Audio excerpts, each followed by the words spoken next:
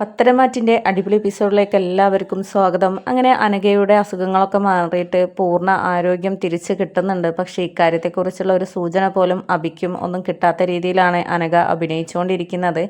അവിടെയുള്ള ഒരു ചേച്ചിക്ക് എല്ലാ കാര്യങ്ങളും അറിയാം. പക്ഷേ അവരാരും ഇതുവരെ അനഘ പറഞ്ഞതുകൊണ്ട് തന്നെ ആരോടും അറിയിക്കരുത് എന്ന് പറഞ്ഞതുകൊണ്ട് തന്നെ ആരോടും ഇക്കാര്യത്തെക്കുറിച്ച് ഒരു സൂചനയും പോലും അവർക്ക് കൊടുത്തിട്ടുണ്ടായിരുന്നില്ല. അങ്ങനെ അനഘയുടെ അടുത്ത് ഓരോരുത്തരായിട്ട് കാണാൻ വരുന്ന സമയത്ത് നയനയാണെങ്കിലും അതുപോലെ തന്നെ മറ്റുള്ളവരാണെങ്കിലും വന്ന് കാണുന്ന സമയത്ത് നമ്മുടെ ആദർശിനെ കുറ്റം പറഞ്ഞുകൊണ്ടും ആദർശാണ് ഇപ്പോൾ അവിടെ പ്രതിയായി നിൽക്കുന്നത് എന്നൊക്കെ അറിഞ്ഞതുകൊണ്ടും നമ്മുടെ അനഘയ്ക്ക് അത് വളരെയധികം വിഷമമാവുന്നുണ്ട്. എന്നിട്ട് ഇതിങ്ങനെ വിട്ടാൽ പറ്റില്ല. വെറുതെ നിരപരാധിയായിട്ടുള്ള ആദർശേട്ടനാണ് ഇതിൽ കുടുങ്ങുന്നത്. അബി എല്ലാവരെയും ചതിച്ചുകൊണ്ട് അബി ഇപ്പോഴും അവിടെ മുന്നോട്ട് പോവുകയാണ്. അതുകൊണ്ട് ഇനി എൻ്റെ കുഞ്ഞിനെ അംഗീകരിച്ചിട്ടില്ലെങ്കിലും ഏതായാലും അബി അംഗീകരിച്ചിട്ടില്ലെങ്കിലും ആദർശം നയനയും ഒക്കെ പൊന്നുപോലെയാണല്ലോ അവളെ നോക്കുന്നത്. അതുകൊണ്ട് തന്നെ ഇനി ഇങ്ങനെ അവനെ വിട്ടാൽ പറ്റില്ല. എത്ര പെൺകുട്ടികളുടെ ജീവിതമാണ് അവൻ തുലച്ചിട്ടുള്ളത്, അതൊക്കെ എല്ലാവരും അറിയണം. അങ്ങനെ നന്മപരമായിട്ട് അവനവിടെ വിലസണ്ട എന്നൊക്കെ ചിന്തിക്കുന്നുണ്ട്. അങ്ങനെ അനഘ അവിടെയുള്ള ചേച്ചിയോട് കാര്യത്തെക്കുറിച്ചൊക്കെ പറയുമ്പോൾ ചേച്ചിയും പറയുന്നുണ്ട്, അവന് തിരിച്ചടി കൊടുത്തേ പറ്റൂ മോളെ, നീ ഇങ്ങനെ കിടന്നാൽ ഒന്നും നടക്കത്തില്ല. എത്ര കാലം എന്ന് വെച്ചാണ് ഇങ്ങനെ കിടക്കുക, അതുകൊണ്ട് ഇതിന് തിരിച്ചടി കൊടുത്തേ പറ്റുകയുള്ളൂ. അവനെ അനന്തപുരിയിൽ നിന്നും പുറത്താക്കുന്ന രീതിയിലുള്ള കാര്യങ്ങൾ ചെയ്യണം. പിന്നെ മീഡിയയ്ക്ക് മുന്നിലും അവൻ്റെ കള്ളത്തരങ്ങൾ കൊണ്ടുവരണം എന്നൊക്കെ പറയുകയാണ്.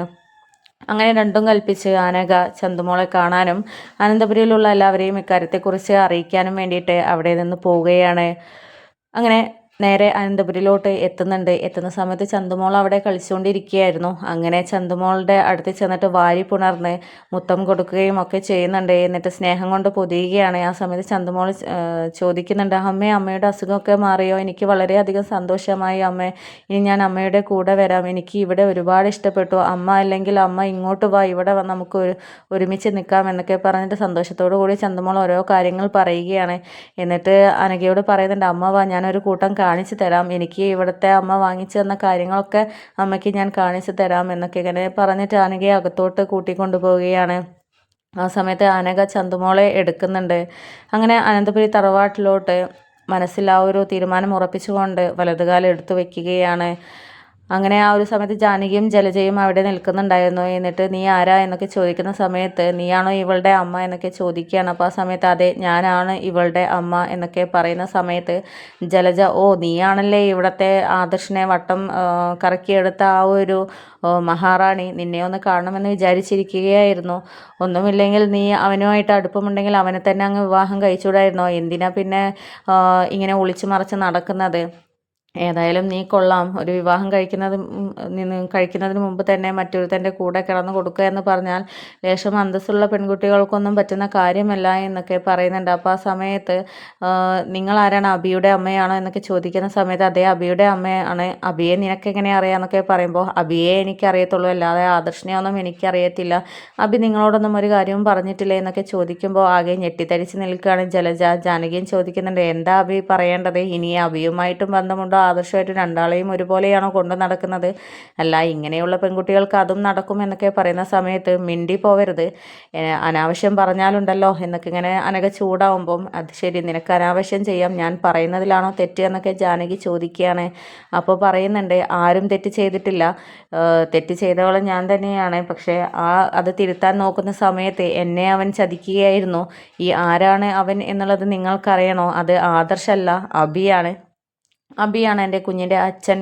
അവനാണ് ഇപ്പോഴും ചതിച്ചുകൊണ്ടിരിക്കുന്നത്. അവൻ എന്നെപ്പോലെ പല പെൺകുട്ടികളെയും ചതിച്ചിട്ടുണ്ട് എന്നൊക്കെ പറയുന്ന സമയത്ത് ജലജയ്ക്ക് ആകെ ടെൻഷനാവുകയും, നീ എന്താ കള്ളത്തരം പറഞ്ഞ് എൻ്റെ മോൻ്റെ പഴി ചാരുകയാണോ? ഇത് ആദർശ് നിന്നെ കൊണ്ട് പറയിപ്പിച്ചതാണോ? അല്ല, നീയല്ല തളർന്ന് കോമയില എന്നൊക്കെ പറഞ്ഞത്, അതൊക്കെ നിൻ്റെ അഭിനയമായിരുന്നല്ലേ എന്നൊക്കെ പറയുന്നുണ്ട്. അപ്പോൾ ആ സമയത്ത് അതെ, ഞാൻ കോമയിലായിരുന്നു, പക്ഷേ ഇപ്പോൾ എൻ്റെ അസുഖമൊക്കെ മാറി. അത് തൽക്കാലം ഞാൻ ആരെയും അറിയിക്കാതെ കൊണ്ടു നടക്കുകയായിരുന്നു. അബി അറിഞ്ഞു കഴിഞ്ഞാൽ അബി എന്നെ ആദ്യം കൊല്ലുകയാണ് ചെയ്യുക, അത്രയ്ക്കും എന്നെ കൊല ചെയ്തിട്ടുണ്ടാവൻ എന്നൊക്കെ പറയുന്നുണ്ട്.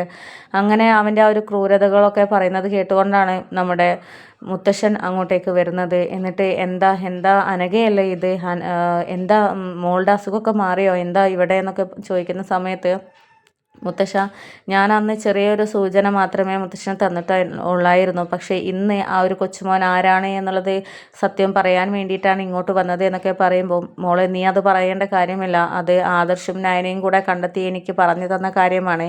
നീ അബിയെക്കുറിച്ചല്ലേ പറയാൻ പോകുന്നത്. അബിയുടെ കള്ളത്തരങ്ങളൊക്കെ അറിഞ്ഞുകൊണ്ട് അവൻ്റെ നാടകം എത്രത്തോളം പോവാമെന്നും അതുപോലെ തന്നെ മോളുടെ അസുഖമൊന്നും മാറിയിട്ട് മോള് ഇവിടെ ഇങ്ങനെ വരും എന്നുള്ള ആ ഒരു പ്രാർത്ഥനയിൽ തന്നെയായിരുന്നു ഈ അച്ഛൻ. അതുകൊണ്ട് ഇപ്പോൾ അവൻ്റെ ആ ഒരു അവസാന ദിനം ആണ്, ഇന്നാണ് ആ ദിനം, ഇതിനായിട്ട് ഞാൻ കാത്തിരിക്കുകയായിരുന്നു എന്നൊക്കെയാണ് മുത്തശ്ശൻ പറയുകയാണ്. എന്നിട്ട് എല്ലാവരെയും വിളിച്ചു കൂട്ടുന്നുണ്ട്. അവിടെ അനഘ ചന്തുമോളെയും പിടിച്ച് നിൽക്കുന്ന കണ്ടിട്ട് നയനയും ആദർശും ഒക്കെ ഞെട്ടിത്തരിച്ച് നിൽക്കുകയാണ്. അനഘയോ, അനഘയുടെ അസുഖം മാറിയോ, ഇതെന്തൊരു അത്ഭുതമാണ്, ഇവളെന്തിനാണ് ഇപ്പോൾ ഇങ്ങോട്ട് വന്നത്, അബിയെക്കുറിച്ചുള്ള കാര്യങ്ങൾ അറിഞ്ഞാൽ ചേച്ചിയുടെ അവസ്ഥ എന്തായിരിക്കും എന്നുള്ള ചിന്തകളാണ് നയനയുടെയും ആദർശിൻ്റെയും മനസ്സിലോട്ട് വരുന്നത്. അങ്ങനെ മുത്തശ്ശൻ പറയുന്നുണ്ട്, നയനെ നീ ഒന്നും കൊണ്ട് പേടിക്കണ്ട, പിന്നെ ഇനി സത്യങ്ങൾ മറച്ചു വെച്ചാൽ ശരിയാവില്ല, അത് നിങ്ങളുടെയും ജീവിതത്തെയും അതുപോലെ മറ്റുള്ളവരുടെ മനസ്സിലുള്ള ഒരു കറ കൂടി കൂടി വരികയുള്ളൂ. അതുകൊണ്ട് ഇനി ആരും എതിർത്താലും അനഘ സത്യങ്ങളൊക്കെ തുറന്ന് പറഞ്ഞേ പറ്റുമോ, ഇത് ആ ഒരു അവസരമാണ് എന്നൊക്കെ പറയുന്നുണ്ട്. അങ്ങനെ അനഘ ഓരോരോ കാര്യങ്ങളും അബിയോടൊപ്പം നടന്നിട്ടുള്ളതും അബിയെ പരിചയപ്പെട്ടുള്ളതുമായ എല്ലാ കാര്യങ്ങളും പറയുന്ന സമയത്ത് നവ്യ ആകെ ഷോക്കായിട്ട് നിൽക്കുകയാണ്. എന്നിട്ട് ചിന്തിക്കുന്നുണ്ട്, ഇവൻ ഇത്രയും നീചനായിരുന്നില്ലേ, ഇവൻ എൻ്റെ ചേച്ചിയെയും ആദർശേട്ടനെയും നല്ലവനായിട്ടുള്ള അവരെ കുറ്റം പറഞ്ഞുകൊണ്ട് എൻ്റെ ആ ഒരു വിശ്വാസം പിടിച്ചു പറ്റാൻ വേണ്ടി ശ്രമിക്കുകയായിരുന്നല്ലേ, ഇവനാണല്ലേ യഥാർത്ഥ പ്രതി എന്നൊക്കെ പറഞ്ഞിട്ട് അലറി കരയുകയാണ് നവ്യ. ആ ഒരു സമയത്ത് നയനയും ആശ്വസിപ്പിക്കുന്നുണ്ട്. എന്നിട്ട് അനഘ പറയുന്നുണ്ട്, നമ്മളിപ്പോൾ തുല്യരാണ്, എങ്ങനെ നിന്നെ ആശ്വസിപ്പിക്കണം എന്നൊന്നും എനിക്കറിയില്ല, എൻ്റെ ജീവിതവും അതേ അവസ്ഥയിലാണ് നിൽക്കുന്നത്, നിന്നെപ്പോലെ ഒരു പെൺകുട്ടി അവൻ വിവാഹം കഴിച്ചിട്ടുണ്ട് എന്നുള്ള വിവരം ഞാൻ അറിഞ്ഞിരുന്നെങ്കിൽ ഒന്നിനും ഞാൻ വരത്തില്ലായിരുന്നു. പക്ഷേ ഇവിടെയുള്ള എല്ലാവരെയും അവൻ ചതിക്കുകയാണെന്ന് അറിഞ്ഞതുകൊണ്ടാണ് ഈ സത്യം ഞാൻ തുറന്നു പറഞ്ഞത്.